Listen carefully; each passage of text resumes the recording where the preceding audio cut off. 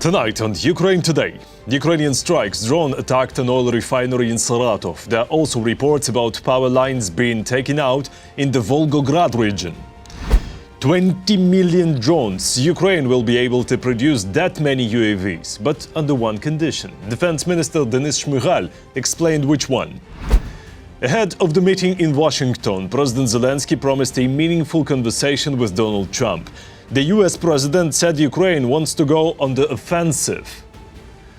Military support. The United States called on its allies to ramp up arms supply to Ukraine. The New York Times reports that the Pentagon has prepared a plan to transfer Tomahawk missiles to Kyiv. All that and more right now. Hi there, my name is Volodymyr Robchun. Please hit subscribe, give this video a like, and let's get to the news. Let's start with Russia's battlefield losses. Over the past day alone, at least 1,080 occupiers killed or wounded. That means since the beginning of the full-scale invasion, we're talking about 1,127,300 Russian troops. In the past 24 hours, Ukrainian defense forces also destroyed 2 enemy tanks, 9 armored vehicles, 42 artillery systems, and dozens more pieces of Russian military equipment. Ukrainian drones attacked an oil refinery in Saratov. There are also reports about a power substation being hit in the Volgograd region, the one that transmits electricity from the Volga hydro plant to central Russia. It's likely a mirror response to Russia's attempts to destroy Ukraine's energy infrastructure.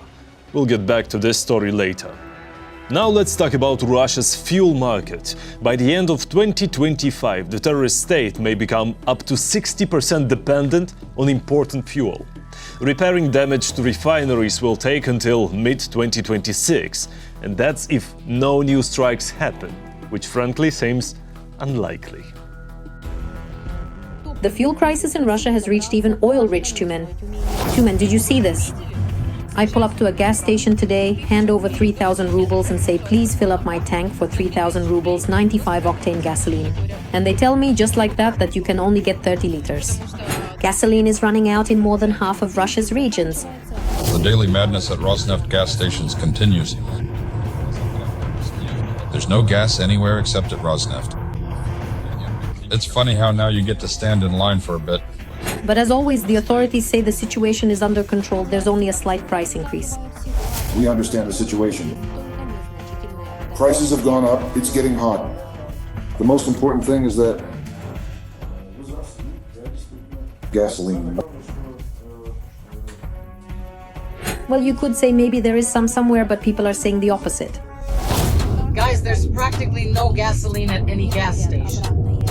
And this right lane that you see here, that's all a line for the gas station where there's still a chance they have gasoline left. Most likely they have it, either premium or 95 octane. And I started filming somewhere in the middle of this sausage line to show you what's going on. There's currently no gasoline at the gas stations. Please give us some more gas. Guys, Russia will become dependent on fuel imports.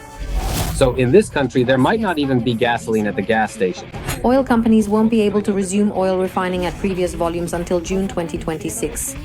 Now, essentially, it's time to pay the price for this mistake, for this rule that if you depend on something or someone, you shouldn't start a conflict with the one you depend on.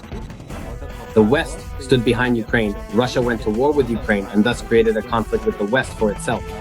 And now Russia has a problem. It cannot replace what is necessary for the normal functioning not only of its oil refining sector, but of its entire economy. Russian oil refineries remain technologically backward and outdated in terms of production structure. When some plants stopped operating, the country effectively lost a significant portion of its domestic capacity. Replacing certain components with less advanced and often inferior ones inevitably leads to a significant decline in overall quality. In Russia, even as recently as 2 years ago, there was already considerable talk and discussion about the urgent need to change existing automobile manufacturing standards, essentially reverting them completely to the much older and less stringent standards of the 1970s. And now they are saying that because of these strikes and the inability to fully restore everything, they will lower the requirements for fuel production. Accordingly, the reduction in fuel production will lead to cars breaking down. Russian refineries will produce gasoline of significantly lower quality. this gasoline will end up in the engines of Russian cars, which may not even be able to run on it since they are used to better fuel. Engines require a certain level of quality, and now this level is being lowered in Russia. This will clog engines and lead to a huge number of car breakdowns. So this is the reality that is now unfolding in Russia. And again, this is yet another confirmation that when you are technologically backward, and Russia is technologically backward, you probably shouldn't be waging war against the world. In September, the gasoline shortage on the domestic market reached 20% of consumption. Due to supply shortages, wholesale gasoline prices have jumped by 40 to 50% since the beginning of the year. It's obvious that Russia is already lacking capacity. Yes, there is still some capacity left, but not all of our drones, as they say, have reached their targets yet. So this isn't some distant prospect. This is the outlook for early 2026, when Russia will have an enormous dependence on external fuel suppliers, I repeat, in a country without a gas station. In order to at least somehow put out the fire on the fuel market, the authorities imposed a complete ban on the export of gasoline from Russia, relaxed environmental requirements for refineries, quadrupled fuel purchases from Belarus, and also eliminated import duties to start supplies from China. In September, compared to August 2025, Belarus increased its fuel supplies fourfold. So they were supplying a little before, but now we understand that Belarus is playing a huge role. Because Belarus, yes, even though it's the most modern in terms of the former USSR, with actively developed enterprises in Mosul and Novopolotsk, still their capacity is not enough to cover Russia's needs. And next is China. But neither Belarus nor China will supply, let's say, at the prices that Russia wants. Russia could even end up depending on imported fuel for up to 60% by the end of the year. In addition to Belarus and China, fuel supplies to Russia will also come from Azerbaijan. And just like with Belarus and China, Azerbaijan won't do it cheaply. There will be a markup, seeing how dependent Russia is on Azerbaijan right now. Azerbaijan will, of course, try to take advantage of this. So there will be certain higher prices here. But Russia has no other option. So right now, Russia really is becoming more and more dependent on external suppliers. Since the beginning of August, UAVs have struck dozens of major oil refineries in Russia, leading to the deepest fuel crisis in the country's history. And the further it goes, the worse the situation becomes. Ukrainian air defenses shot down 288 of 357 enemy targets launched overnight. The main direction of attack, Poltava and Kharkiv regions. Sadly, there were 14 missiles and 37 drone impacts across 14 locations. Emergency blackouts were introduced in 8 regions: Kharkiv, Sumy, Poltava, Zaporizhia, Kirovograd, Dnipro, Khmelnytsky and Cherkasy. Gas production facilities in the Poltava region were also temporarily shut down. The occupiers launched a massive strike on the Chernihiv region. 2 people were injured in Nizhyn. Drones hit a residential building in the Nova Post terminal, damaging other civilian infrastructure as well.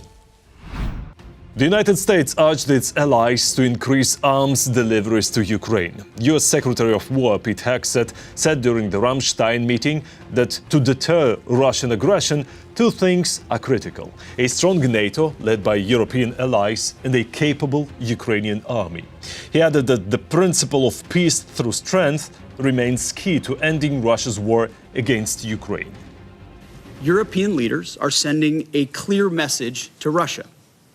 Now is the time to end this tragic war, stop the needless bloodshed, and come to the peace table.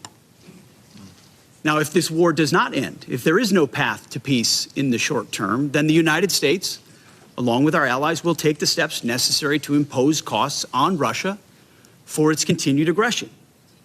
If we must take this step, the U.S. War Department stands ready to do our part in ways that only the United States can do. By the way, the New York Times reports that the Pentagon has already developed a plan to transfer Tomahawk missiles to Ukraine.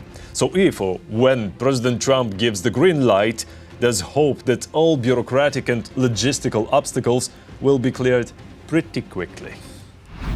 17 NATO countries have now joined the Pearl Initiative to buy US weapons for Ukraine.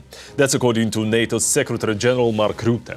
Meanwhile, German Defense Minister Boris Pistorius announced over 2 billion euros in additional military aid, including air defense systems, radars, artillery, missiles and ammunition. By 2026, Ukraine will be able to produce 20 million drones if there's proper financial support from partners. That's according to Defense Minister Denys Shmyhal after the Ramstein meeting. He also said Ukraine and Germany signed a memorandum on defense cooperation. In 2026, we will be able to build 20 million FPV, ISR and other drones if partners commit the necessary funding. There are cost-efficient, swift and combat-proven solutions. I want to thank the UK for our active cooperation in the field of interceptor drones and for providing, as Secretary Healy announced, 85,000 drones this year. Today we also signed an important memorandum with Germany to strengthen defense cooperation between our countries. Thank you, Minister Pistorius. These are concrete steps to repeal Russian aggression and build an effective arsenal of democracy. Belgium has received its first F-35 fighter jets ordered from the United States. This, in turn, will open the way for additional F-16 deliveries to Ukraine. More details coming up.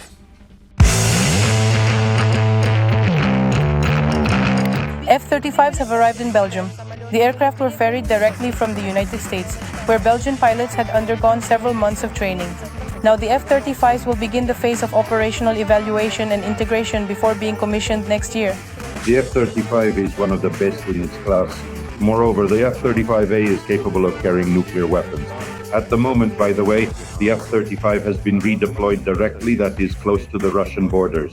In 2018, Belgium ordered 34 F-35A fighters to replace its fleet of F-16s. Later, the country decided to increase the order to 45 aircraft. The new planes will be based at Florent and Kleine-Brogel air bases.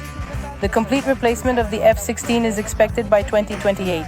Ukrainian pilots are currently being trained in Belgium to master the aviation equipment.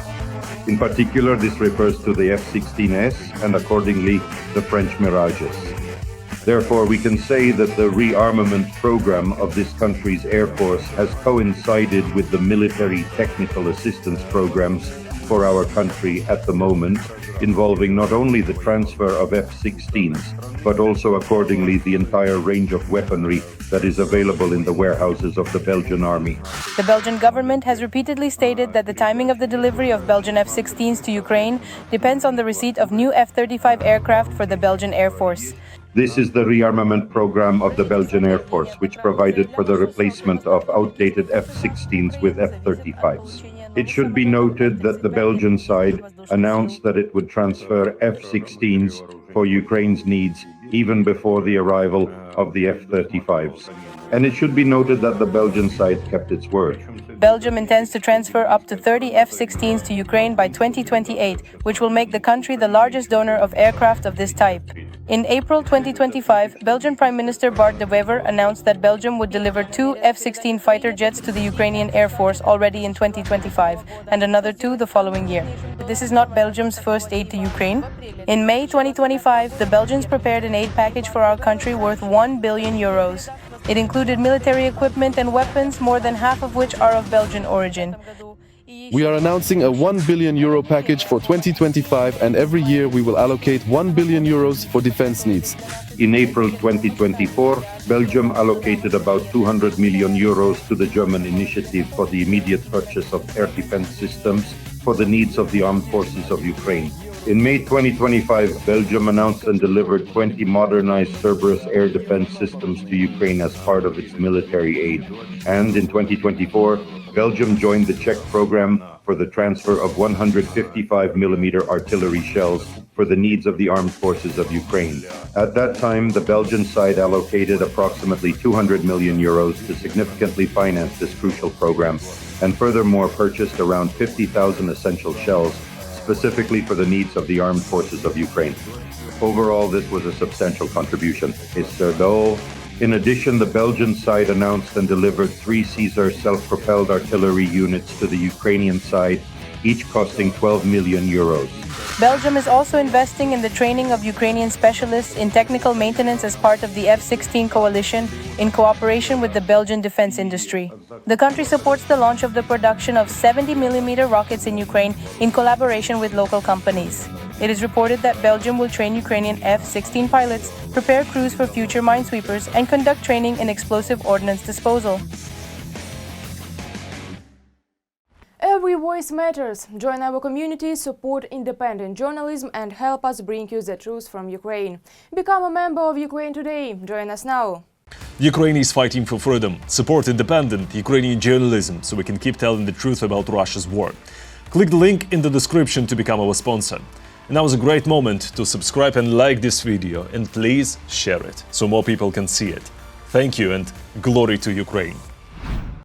Tomorrow in Washington, the meeting of the presidents of Ukraine and the United States. In his evening address, Volodymyr Zelensky promised a meaningful conversation with Donald Trump.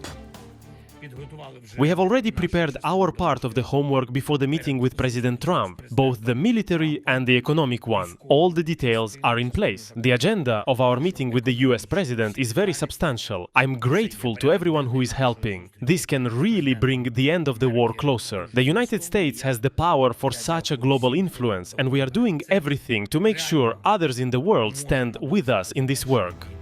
Meanwhile, the US president said that Ukraine wants to go on the offensive. According to Trump, he'll be making a decision on that. The American leader also said he wants Putin to stop killing both Ukrainians and Russians. Could Donald Trump apply his Middle East peace model to end Russia's war in Ukraine? And did that model even work? More on that next. Peace through strength.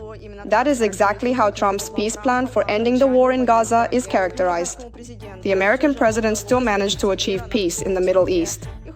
And although there is still much work to be done, Hamas is not going to surrender so easily. This was Trump's triumph. Now he announces that the US will focus on resolving the war in Ukraine. Trump doesn't want to waste time in vain. He is now inspired and wants to move forward. He is determined to achieve new peacekeeping feats, God willing. So what is the essence of Trump's doctrine? Pressure worked on Hamas. And it is precisely this lesson, as the Wall Street Journal writes, that Trump needs to take away from the Middle East settlement. The lesson about the necessity of pressure. To stop the fighting in the Gaza Strip, Trump put pressure on the Prime Minister. Israel, Benjamin Netanyahu, and in turn Qatar, Egypt and Turkey influenced Hamas by threatening to limit diplomatic support for the group. At the same time, Israel's military operation in the Gaza Strip continued. There has not yet been similar pressure on Russia from Trump. And although the US imposed high tariffs against India and Moscow's trading partner, no new sanctions were introduced against Russia. But now experts are optimistic. This inspires him to undertake peacekeeping feats. It's obvious. He has already announced that he will work on ending the war between Russia and Ukraine. After all, both the war in the Gaza Strip and the Russia-Ukraine war are issues directly tied to Trump's political reputation. And here there is a positive momentum that can be used. And the fact that this inspires Trump is obvious. Western media also believe that after an agreement between Israel and Hamas, Trump may increase pressure on Russia. Trump's own statements about his intentions to address the Russia-Ukraine war are also a good sign. And also the meeting between the Ukrainian and American leaders, which is scheduled to take place on October 17th in Washington. Zelensky is flying to the States. Both Zelensky and Trump have already confirmed it, and our team has flown out to prepare for the visit. Well, they aren't saying what exactly will happen, but I'll say right away, these are peace talks. It's an important meeting, not just about technical issues, not just about that. Money and Tomahawks are part of the peace agreements. Tomahawks are what could bring peace faster, what could force Russia to the negotiating table. And in this case, Trump's peace plan to end the war in Gaza could become the necessary precedent that will help end the war in Ukraine. At the very least, in Europe, there are hopes that Trump will use the tactics applied in Gaza to stop Russia's aggression. This gives Trump enormous opportunities to resolve other major conflicts. Now he has established himself as an effective arbiter and peacemaker. To resolve the Russian-Ukrainian issue, Trump may involve the president of Turkey. According to the American president, Erdogan is respected both in Ukraine and in Russia. He is respected by people and he is my friend. You understand why I get along with the strong but not with the weak. Trump says that Erdogan can help us achieve peace in the world. Trump likes Erdogan, and overall Erdogan is a politician who appeals to Trump in terms of his behavior and the way he has built a power vertical. And Erdogan resolved the issue in Syria. Now the Syrian dictator and murderer is sitting in Moscow playing Sony PlayStation, according to media outlets and Telegram channels. And in fact, Syria is now governed by those who fought on the side of the rebels. And this criminal was driven out and Russia lost its influence. Erdogan can help here. But there is a significant difference between the war of Hamas and Israel and the Russian-Ukrainian war. The so-called China factor. The Celestial Empire has become an important economic and political partner for Russia. And this could work in their favor, or the opposite, if Trump manages to get Beijing involved in supporting negotiations. Then China could become a key element in persuading Putin towards peace. India will no longer buy Russian oil. That's according to the US president, who said Prime Minister Modi personally assured him of that. So I was not happy that India was buying oil. And he assured me today that they will not be buying oil from Russia. That's a big stop. Now I got to get China to do the same thing. Canada and the United Kingdom have joined the EU plan to use frozen Russian assets to support Ukraine. That's according to Bloomberg. The allies aim to finalize a deal that would allow Kyiv to receive loans backed by seized Russian funds. These loans will help sustain Ukraine's economy and fund more weapons purchases. That's all for today. Thanks for watching. Thank you for your support. Strength to Ukraine's defenders. Glory to Ukraine. Don't forget to like, subscribe, comment and share. See you next time.